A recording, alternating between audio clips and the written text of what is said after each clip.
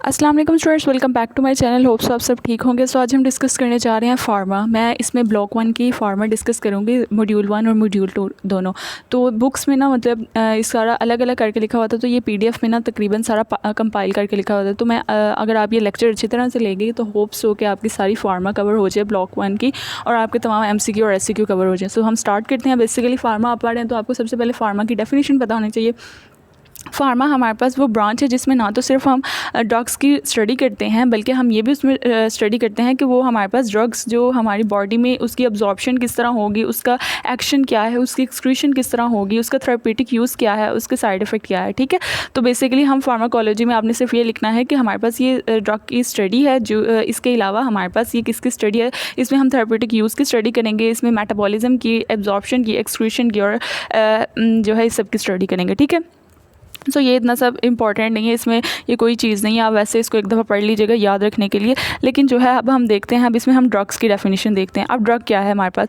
जो ड्रग है वो बेसिकली एक सब्सटेंस है जो कि हम यूज़ करेंगे किसी भी किस्म की डिज़ीज़ से प्रिवेंशन के लिए, है ना। किसी भी किस्म की डिज़ीज़ से प्रिवेंशन के लिए हमें जब किसी चीज़ का डायग्नोज हो जाएगा डिज़ीज़ का, तो हम फिर उसकी प्रिवेंशन के लिए कोई ड्रग यूज़ करेंगे। ठीक है, इसके अलावा जो है ये हमारे पास ड्रग जो है ये हमारे पास नेचुरल प्रोडक्ट भी हो सकती है, या फिर हमारे पास कोई केमिकल प्रोडक्ट कंपाउंड भी हो सकती है, सिंथेटिक भी हो सकती है। ठीक है, और इसके बाद जो ड्रग है वो ज़ाहिर हमारी बॉडी में जाकर जो टारगेट रिसेप्टर्स उनके ऊपर या टारगेट जो सेल्स हैं उनके ऊपर जाके अटैच हो जाएगी।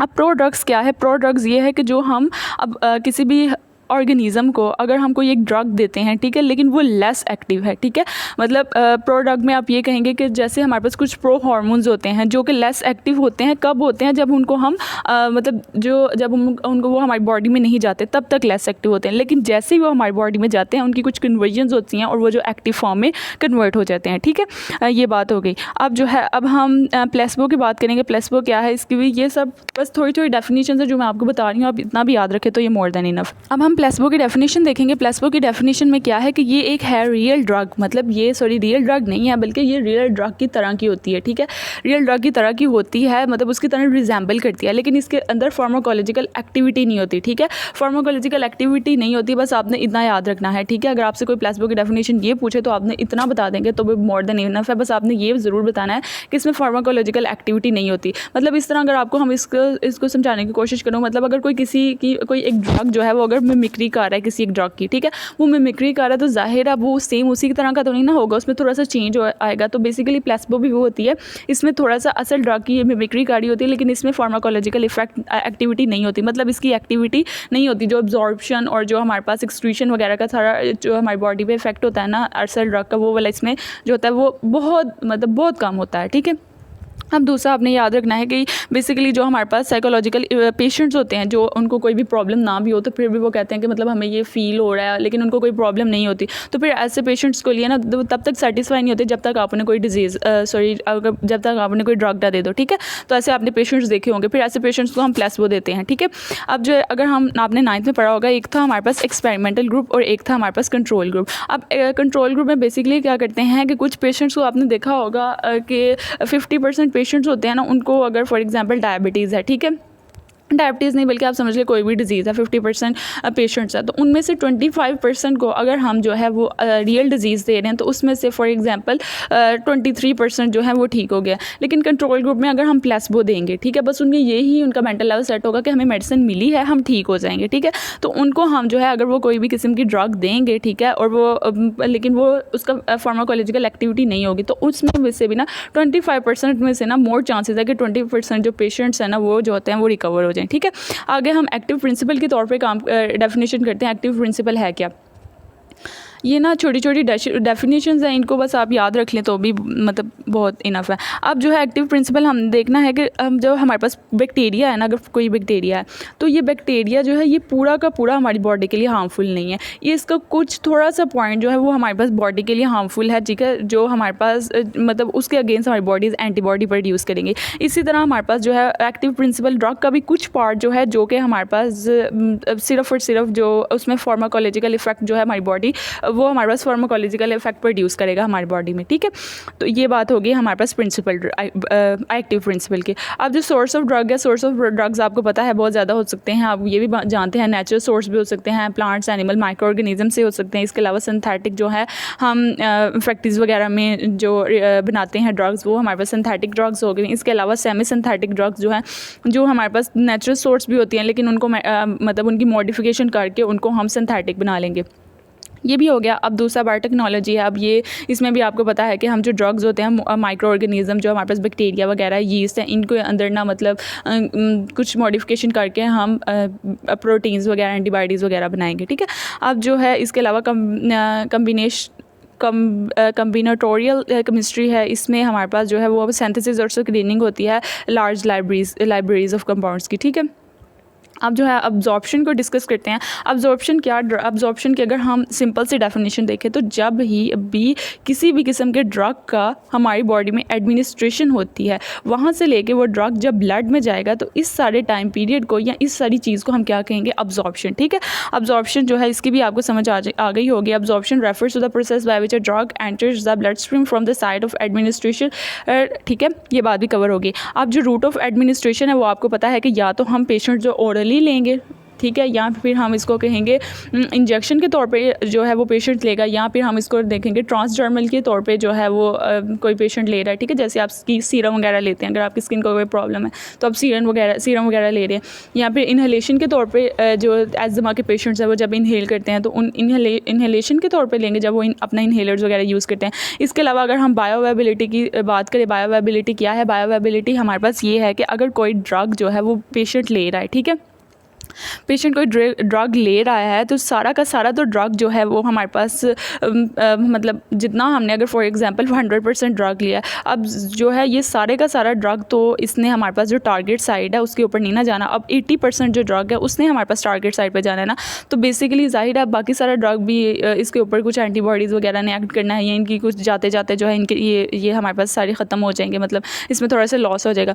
तो अब बायोअवेबिलिटी की डेफिनेशन ये है कि हमारे पास जो है fraction of percentage of administrative drug, ठीक है, that reach a systemic portal circulation unchange, बगैर किसी चेंज के हमारे पास पोर्टल सर्कुलेशन मतलब हमारे पास बगैर किसी चेंज के कहाँ से जब उसकी हमने एडमिनिस्ट्रेशन की है वहाँ से लेके हमारे पास ब्लड में एंटर हुआ है, ठीक है। अब जो इसमें हमने आपको अगर कोई पूछे तो इंट्रावेनस एडमिनिस्ट्रेशन जो है ना ये 100% बायोअवेबिलिटी दी जाती है। इंट्रावेनस जो एडमिनिस्ट्रेशन है ना वो फ़ौरन नहीं दी जाती, जब हमारे पास बहुत ज़्यादा कोई सीवियर केस हो गया ना तब हम इंट्रावेनस एडमिनिस्ट्रेशन देते हैं। तो स्टूडेंट्स ये वाला पैराग्राफ ऐसे इतना इंपॉर्टेंट नहीं है, ठीक है, आप इसको ये वही बहुत सारी बातें हैं कि हमारे पास इसकी एडमिनिस्ट्रेशन किस तरह होगी वो मैंने आपको थोड़ा बहुत बता दी, लेकिन अगर आप अपनी तसल्ली के लिए इसको पढ़ना चाहते हैं तो एक दफ़ा पढ़ लीजिएगा, ठीक है। आप एक दफ़ा पढ़ेंगे तो आपको समझ आ जाएगी। अब हम देखेंगे कि ड्रग अब्जॉर्प्शन के ऊपर कौन कौन से फैक्टर इफेक्ट कर रहे हैं। एक तो सबसे पहले हमने देखना है कि जो ज़ाहिर ड्रग ने हमारे पास जो है वो सेल के अंदर मूव होना है, तो उस सेल के ऊपर क्या उसकी जो लेयर्स वगैरह होंगी, सेल की जो हमारे पास ऊपर सेल वॉल है उसका जो है वो इफेक्ट करेगी, यानी हमारे पास मॉलिक्यूलर साइज़ जो है वो सेल का वो इफेक्ट करेगा। इसके अलावा जो सॉल्युबिलिटी होगी वो इफेक्ट करेगी हमारे पास जो है ड्रग के अब्जॉर्प्शन में। अब फॉर्मुलेशन में ये है कि हमारे पास जो है कुछ ड्रग्स वगैरह जो होते हैं वो टैबलेट, कैप्सूल और सोल्यूशन के तौर पर इफेक्ट मतलब के तौर पर प्रेजेंट होती हैं, तो इन सब की जो है हमारे पास अब्जॉर्प्शन जो है वो डिफरेंट होगी, ठीक है। अब पीएच एंड आयनाइजेशन का आपका इसमें भी ये है कि कुछ जो आयनाइज्ड ड्रग्स होते हैं ना उनकी अब्जॉर्प्शन कम होती है, नॉन आयनाइज्ड ड्रग्स की अब्जॉर्प्शन जो होती है वो ज़्यादा होती है, ठीक है। और पीएच वगैरह भी ज़ाहिर है हर ड्रग का एक स्पेसिफिक पीएच होती है जिसके ऊपर उसने एक्ट करना होता है। तो कुछ ड्रग्स जो होती हैं ना वो हमारे पास जो है उनकी पीएच जो है जब इफेक्ट होना शुरू हो जाती है तो वो ठीक तरह से उनकी अब्जॉर्प्शन नहीं होगी। अब ब्लड फ्लो जो है, ब्लड फ्लो जहाँ पे ज़ाहिर है ब्लड फ्लो ज़्यादा है वहाँ पे हमारे पास जो है ड्रग की अब्जॉर्प्शन ज़्यादा है, इसका डायरेक्ट रिलेशन है। अब ड्रग इंट्रैक्शन ये है कि अगर हमारे पास जो है हम ये कहेंगे कि अगर एक ड्रग को हम जब बार बार ले रहे हैं, ठीक है, तो वो हमारे पास जो ड्रग है वो हमारे पास इंटरफेयर करना शुरू कर देगी दूसरी ड्रग के साथ, और जिसकी वजह से हमारे पास जो है गैस्ट्रोइंटेस्टाइनल मोटिलिटी चेंज होगी, पीएच चेंज होगी और एंजाइम एक्टिविटी चेंज होगी, ठीक है।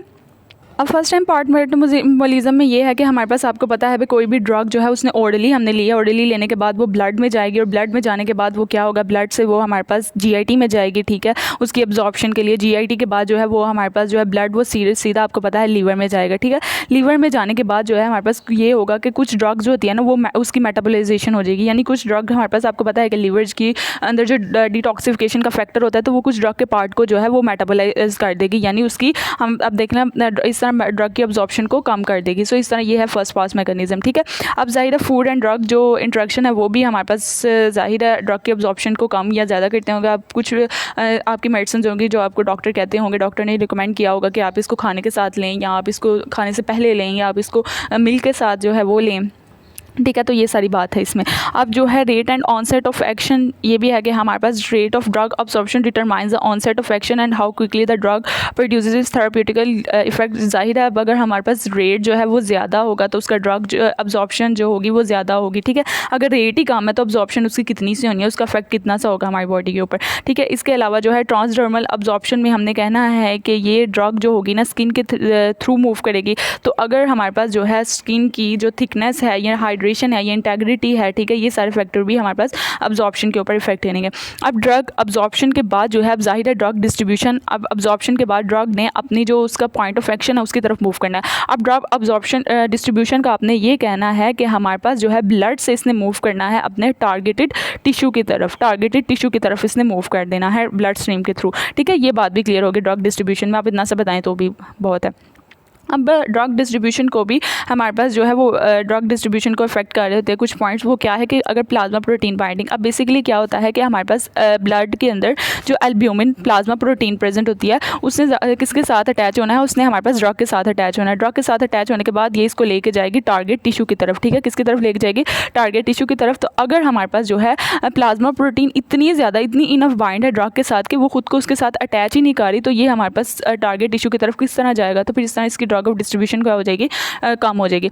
अब टिश्यू पर मोबिलिटी भी अफेक्ट करेगा। अब जो है मतलब कुछ टिश्यूज़ होते हैं, मतलब कुछ हमारे पास टिश्यूज़ होते हैं उनके अंदर कुछ ज़्यादा बैरियर्स प्रेजेंट होते हैं, ठीक है। अब उन ज़्यादा बैरियर्स की वजह से जाहिर है ड्रग जो है अपने टारगेट टिश्यू की तरफ नहीं मूव कर पाएगी, ठीक है। तो ये भी हमारे पास, अब ब्लड फ्लो ज़्यादा है तो जाहिर है ब्लड डिस्ट्रीब्यूशन जो है ड्रग की डिस्ट्रीब्यूशन वो भी ज़्यादा है। अब इसका डायरेक्ट रिलेशन है। अब जो है लिपिड सॉल्युबिलिटी भी है कि कुछ ड्रग जो लिपिड सॉल्युबल ड्रग होते हैं ना वो हमारे पास जो है उनके अंदर ज़्यादा एबिलिटी है कि वो ड्रग जो है वो मतलब ज़्यादा सेल के अंदर मूव कर सके, क्योंकि आपको पता है कि हमारे पास सेल वॉल की नेचर जो है वो क्या होती है, सेल मेम्ब्रेन की नेचर जो है वो हमारे पास क्या होती है, वो हमारे पास लिपिड नेचर होती है, उसकी फॉस्फोलिपिड से ज़्यादा मिलकर बना होता है, ठीक है। तो वो जो लिपिड सॉल्युबल सब्सटेंसेस होंगे वो इजीली पास कर जाएंगे, उनकी हमारे पास अब डिस्ट्रीब्यूशन ज़्यादा होगी।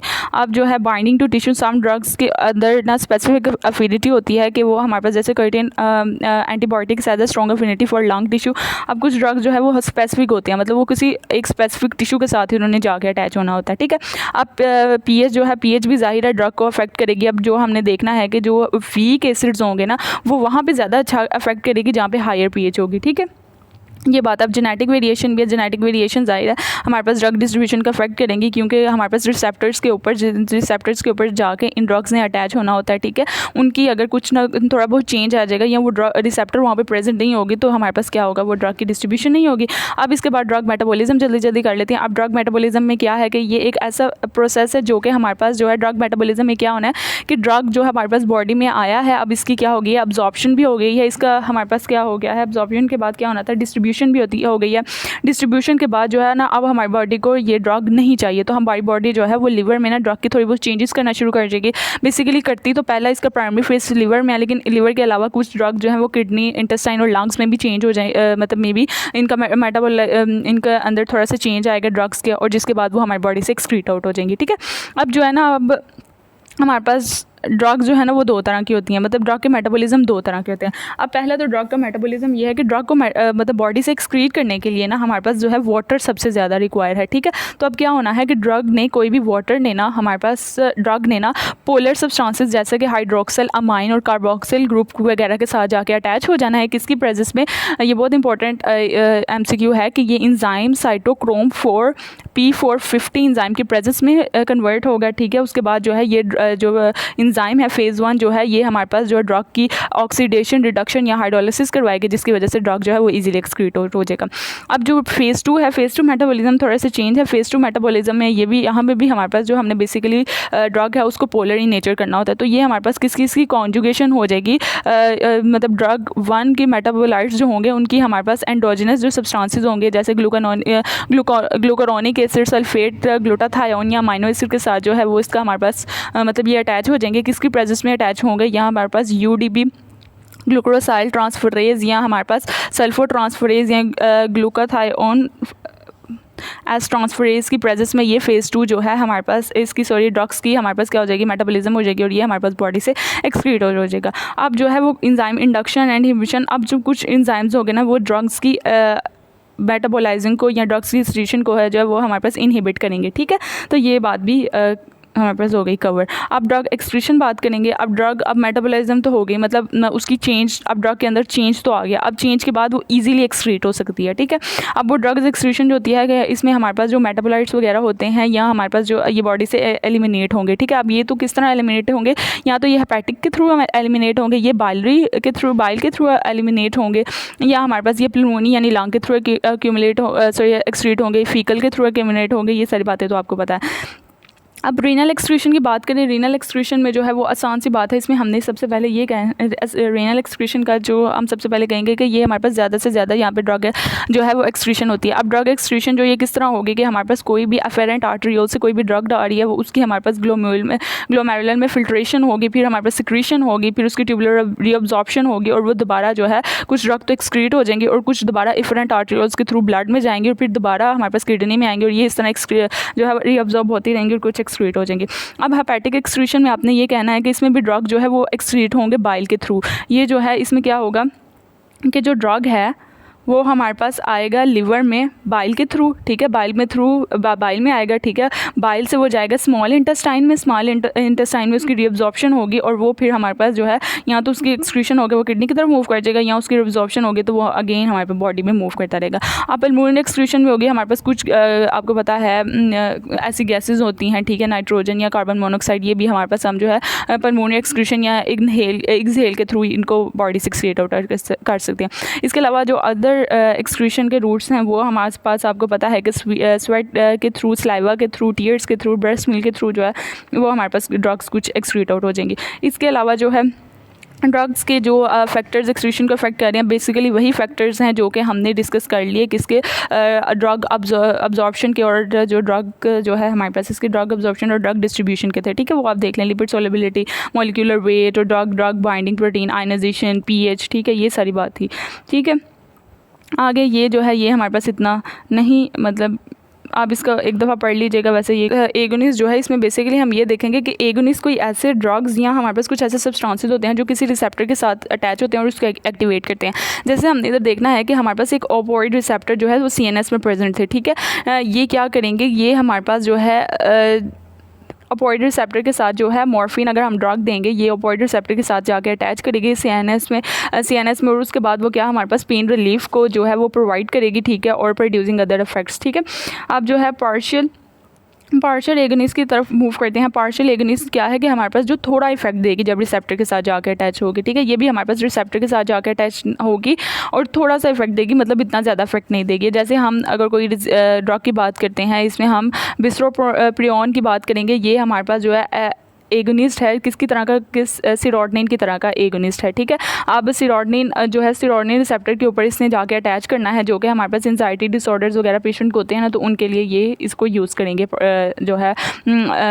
इसके अलावा इन्वर्स एगोनिस्ट जो है वो हमारे पास बेसिकली क्या होते हैं, एंटागोनिस्ट जो है हमारे पास उल्टा एक्शन जो है वो परफॉर्म करेंगे। अब एगोनिस्ट जो है इसमें इन्वर्स एगोनिस्ट में क्या है कि जो किसी भी ड्रग के साथ जाकर अटैच करेंगे और उसके बाद एगोनिस्ट का ही जो अपोजिट एक्शन है ना वो परफॉर्म करेंगे। जैसे हम कोई एग्जांपल लेते हैं, इसमें हमारे पास है रिमोनबेट जो है वो हमारे पास एक रिसेप्टर है। ठीक है, और ये हमारे पास क्या इन्वर्स एगोनिस्ट के तौर पे काम करेगी और ये हमारे पास क्या करेगी कि मतलब एपिटाइट सुप्रेशन करेगी और वेट लॉस करेगी। ठीक है, अब जो है ना हम ब्लॉक जो मॉड्यूल 2 है उसकी तरफ मूव करते हैं। ठीक है, ये बहुत ज़्यादा इंपॉर्टेंट है। ठीक है, इसको आपने किसी सूरत में नहीं छोड़ना। अब मैं आपको यहाँ पे एक बात बताऊँ कि आपको पता है कि हमारे पास जो जितना भी ऑटोनॉमिक नर्वस सिस्टम है उसमें हमारे पास 2 चीज़ें आ रही होती हैं। ऑटोनॉमिक नर्वस सिस्टम में एक सिंपैथेटिक और एक पैरासिम्पैथेटिक, ठीक है, नर्वस सिस्टम आता है। एक सिंपैथेटिक और एक पैरासिम्पैथेटिक नर्वस सिस्टम। अब सिंपैथेटिक नर्वस सिस्टम में भी ना हमारे पास एक 2 चीज़ें होती हैं, प्री गैंग्लियन, ठीक है, और पोस्ट गैंग्लियन। यहाँ पे भी इसमें भी हमारे पास प्री गैंग्लियन और पोस्ट गैंग्लियन। अब आपने ये देखना है कि प्री गैंग्लियन जो है सिंपैथेटिक और पैरासिम्पैथेटिक है, इन्होंने एसिटाइलकोलिन रिलीज़ करना है, और जो पोस्ट गैंग्लियन है पैरासिम्पैथेटिक है, उन्होंने तो एसिटाइलकोलिन रिलीज़ करना ही है। लेकिन पोस्ट सिंपैथेटिक जो है सॉरी ये है यहाँ पे पैरासिम्पैथेटिक है और यहाँ पे सिंपैथेटिक अगर, और पोस्ट जो है वो पैरासिम्पैथेटिक है, उन्होंने क्या रिलीज़ करना है, एड्रेनालिन। ठीक है, एड्रेनालिन रिलीज़ करना है। ठीक है, यहाँ पे एड्रेनर्जिक रिसेप्टर्स प्रेजेंट होंगे। इसके कौन से रिसेप्टर होंगे, पोस्ट सिंपैथेटिक एड्रेनर्जिक रिसेप्टर्स होंगे जो कि एड्रेनालिन और नॉन एड्रेनालिन जो है वो हार्मोन्स वगैरह रिलीज़ करेंगे। ठीक है, अब जो आपने याद रखना है उसमें याद रखने वाली ये बात है कि बेसिकली ना, इधर मैं आपको जल्दी से अगर एक बात बताऊं तो हमारे पास हमने देखा कि पोस्ट गैंग्लियोनिक पैरासिम्पैथेटिक है ना, पोस्ट गैंग्लियोनिक पैरासिम्पैथेटिक है, उन्होंने हमारे पास जो है उनके जो रिसेप्टर्स हैं ना उनको हम क्या कहेंगे, कोलिनर्जिक रिसेप्टर। इसने एसिटाइलकोलिन रिलीज़ करना है। ठीक है, और इसके जो रिसेप्टर्स होंगे ना उसको हम क्या कहेंगे, कोलिनर्जिक रिसेप्टर्स। अब पोस्ट सिंपैथेटिक जो है पोस्ट सिंपैथेटिक फाइबर्स से उनके रिसेप्टर्स क्या थे, अब आप मुझे कमेंट सेक्शन में बताएं, मैंने पहले बता दिया है। कोलिनर्जिक रिसेप्टर्स प्रेजेंट होंगे। ठीक है, कोलिनर्जिक रिसेप्टर्स जो हैं इनके भी आगे से 2 रिसेप्टर होंगे, एक कहेंगे निकोटीन रिसेप्टर्स और एक को कहेंगे मस्कुरानिक रिसेप्टर्स होंगे, दोनों ही कोलिनर्जिक, लेकिन ये इनकी जो साइड जहाँ पे ये प्रेजेंट होते हैं ना उसकी वजह से इनका नाम थोड़ा चेंज है। निकोटीन वहाँ प्रेजेंट होंगे जहाँ हमारे पास प्री गैंग्लियोनिक और पोस्ट गैंग्लियन के दरमियान में जो स्पेस होगी ना, ठीक है, वहाँ पे जो रिसेप्टर, वहाँ पे जो एसिटाइलकोलिन रिलीज़ होगा, जहाँ पे जो रिसेप्टर्स प्रेजेंट होंगे, ठीक है, उसको हम क्या कहेंगे, निकोटीन। और मस्कुरानिक से आपने याद रखना है स्मूथ मसल। ठीक है, जहाँ पे जो स्मूथ मसल रिसेप्टर होंगे उनको हम क्या कहेंगे, मस्कुरानिक रिसेप्टर। अब आप ये टेबल बहुत ज़्यादा इंपॉर्टेंट है। ठीक है, इसमें आपने याद रखना है कि इसमें जो है हमारे पास कुछ रिसेप्टर्स प्रेजेंट है। अगर इसको हम थोड़ा सा बड़ा कर लें इस टेबल को, इसमें जो है, इसमें सबसे पहले आपने ये देखना है कि इसमें सबसे पहले एक एड्रीनर्जिक अल्फा रिसेप्टर्स हैं। ठीक है, रिसेप्टर टाइप की आपने कहना है एड्रीनर्जिक अल्फा रिसेप्टर। और दूसरा आपने ये याद रखें कि स्मूथ मसल जो है उनकी ब्लड वेसल पर प्रेजेंट है, स्मूथ मसल। अब जो एड्रीनर्जिक जो है रिसेप्टर्स है वो मैंने कहाँ बताया था, क्या बताए थे, वो कहाँ थे, वो हमारे पास जो है सिंपैथेटिक, पोस्ट सिंपैथेटिक में थे। और पोस्ट सिंपैथेटिक जो है, सिंपैथेटिक आपको पता है कंस्ट्रिक्शन कराएगा, तो जाहिर है ये वैसो कंस्ट्रिक्शन करवाएगा। अब एड्रीनर्जिक अल्फा 2 रिसेप्टर्स हैं, ये भी हमारे पास जो है ये कहाँ प्रेजेंट हो गए, इनकी इंपॉर्टेंट साइड की कहाँ होगी, प्री सिंपैथेटिक नर्व टर्मिनल पे होंगे, प्री सिंपैथेटिक नर्व टर्मिनल। और इसके अलावा ये क्या कराएगी कि नोरएपिनेफ्रिन के रिलीज़ को क्या कर देगी, इनहिबिट कर देगी। ठीक है, इसकी तरह सारे ये हमारे पास एड्रीनर्जिक बीटा 1, एड्रीनर्जिक बीटा 2, 3 ये सारे हैं, ये बहुत इंपॉर्टेंट है, इनका पूछ लिया जाता है कि इनकी इंपॉर्टेंट। अब हम मॉड्यूल 2 की तरफ मूव करते हैं। मॉड्यूल 2 में अब जो एनीमिया, जिस पेशेंट्स में एनीमिया की आयरन की डेफिशिएंसी होगी, जो पेशेंट एनीमिक होगा उसमें आयरन डेफिशिएंसी होगी, तो हमने देखना है कि उसको पहले तो सबसे पहले हम ओरल देंगे, ओरल आयरन सप्लीमेंट देंगे। अगर फिर वो ठीक नहीं हो रहा तो फिर उसको हम इंट्रावेनस आयरन सुक्रोज देंगे। ठीक है, अब बेसिकली ये सुक्रोज के साथ जो है इसको सुक्रोज के सोल्यूशन में दिया जाता है आयरन। ठीक है, अब जो है जाहिर है इसका हमारे पास रूट ऑफ एडमिनिस्ट्रेशन ये ओरल है, ये इंट्रावेनस है। इसकी अब्जॉर्प्शन जो है ये हमारे पास जो है इसमें थर्मोकाइनेमिक्स जो है, फार्माकोकाइनेमिक्स जो है, इसमें ये बेसिकली अब्जॉर्प्शन वगैरह की हम बात करेंगे। अफेक्टेड बाय फूड से इसकी अब्जॉर्प्शन इफेक्ट होगी, और एसिडिक इन्वायरमेंट से किस तरह की, क्योंकि मे बी मतलब एसिडिक जो होती है ना नेचर, वो आयरन की जो डिकम्पोजिशन कर देती है। अब जो डिस्ट्रीब्यूशन है, अब इसकी हम डिस्ट्रीब्यूशन देखेंगे। इसमें डिस्ट्रीब्यूशन जो है ये हमारे पास प्लाज्मा में ज़्यादा डिस्ट्रीब्यूट होगा, और ये ट्रांसफरिंग जो है इसके साथ जाकर अटैच होकर इसकी ट्रांसपोर्ट करेगा। अब जो इसका यूज़ है ये आयरन डेफिशिएंसी एनीमिया में दिया जाएगा, और ये भी हमारे पास आयरन डेफिशिएंसी एनीमिया में तब दिया जाएगा जब हमारे पास जो है पेशेंट मतलब जो उसको पहले ओरल दे चुके हैं, लेकिन ओरल से अब उसको किसी भी किस्म का कोई भी मतलब उसको रिलीफ नहीं हो रहा, तो फिर उसको हम पेशेंट को क्या देंगे, इंट्रावेनस आयरन सुक्रोज। ठीक है, तो ये चीज़ें इंपॉर्टेंट थी। ठीक है, अब आपने ना बेसिकली इसमें अगर कोई भी पेशेंट एनीमिक है ना, तो उसको मतलब ये ओरल आयरन सप्लीमेंट और इंट्रावेनस आयरन सुक्रोज देने से पहले ये चेक करना है कि क्या आयरन की डेफिशिएंसी है या आयरन की अब्जॉर्प्शन नहीं ठीक तरह से हुई। आयरन की अब्जॉर्प्शन को आपको पता है ना, ठीक तरह से ना होने की वजह से स्मॉल इंटेस्टाइन के अंदर जो विलाई वगैरह प्रेजेंट है, इंट्रिंसिक फैक्टर वगैरह प्रेजेंट है, उनका इफेक्ट होता है। तो अब हम विटामिन B12 की प्रिपरेशन देखेंगे। विटामिन B12 जो है वो हम 3 फॉर्म में देखें। एक तो हम उसको साइनोकोबालामीन की फॉर्म में देंगे, एक मेथाइलोकोबालामीन की फॉर्म में और एक हाइड्रोक्सीकोबालामीन की फॉर्म में देंगे। ये सिंथेटिक फॉर्म ऑफ B12 है, ये हमारे पास एक्टिव फॉर्म ऑफ B12 है, ये नेचुरल फॉर्म ऑफ B12 है। ये हम ओरल भी दे सकते हैं, इंट्रामस्कुलर भी दे सकते हैं, यानी इंजेक्शन के थ्रू भी दे सकते हैं और सबक्यूटेनियस भी दे सकते हैं। इसको ओरल, सबलिंगुअल, ठीक है, और इसके अलावा जो है हम इसको इंट्रामस्कुलर, अब इंट्रामस्कुलर या इंट्रावेनस देंगे इस पेशेंट को। अब इसमें क्या होगा, इसमें अगर इसकी हम फार्माकाइनेमिक्स देखें, फार्माकाइनेमिक्स में ये देखेंगे कि ये हम इसको सबसे पहले पेशेंट को क्या देंगे, साइनोकोबालामीन देंगे, तो ये हमारे पास जो है अगर एक्टिव फॉर्म है मेथाइलोकोबालामीन में कन्वर्ट हो जाएगा, ठीक है, इसको कन्वर्ट कर देगा। साइनोकोबालामीन जो मेथाइलोकोबालामीन की एक्टिव फॉर्म में कन्वर्ट करेगा। ये हमारे पास जो है ऑलरेडी एक्टिव फॉर्म में होती है, तो इसमें इसकी कन्वर्जन जो है वो नीड नहीं होगी, ज़रूरत नहीं होगी। इसमें जो है वो आहिस्ता आहिस्ता कन्वर्ट होगा अपनी असल फॉर्म में। बेसिकली इन तीनों को है जो है B12 की डेफिशिएंसी में दिया जाता है, ठीक है। इसमें ऐसे तो कोई डिफरेंस नहीं है, लेकिन फिर भी आप इसको एक दफ़ा पढ़ लीजिएगा ताकि आपको इजीली इसकी समझ आ जाए, ठीक है। तो ये आपका सारा फार्मा का लेक्चर था। होप सो आपका, वैसे आई ट्राई माय बेस्ट कि आपका मैंने सारा कवर करवा दिया हो, ठीक है। तो अगर आप इस लेक्चर को ध्यान से सुनेंगे और इसको साथ साथ अपने नोट्स भी बना लेंगे ना, तो अगर आप यहाँ से अपने पेपर के दिन पढ़ भी लेंगे तो ये मोर देन इनफ होगा, ठीक है। If you like my video kindly subscribe my channel. Thank you so much.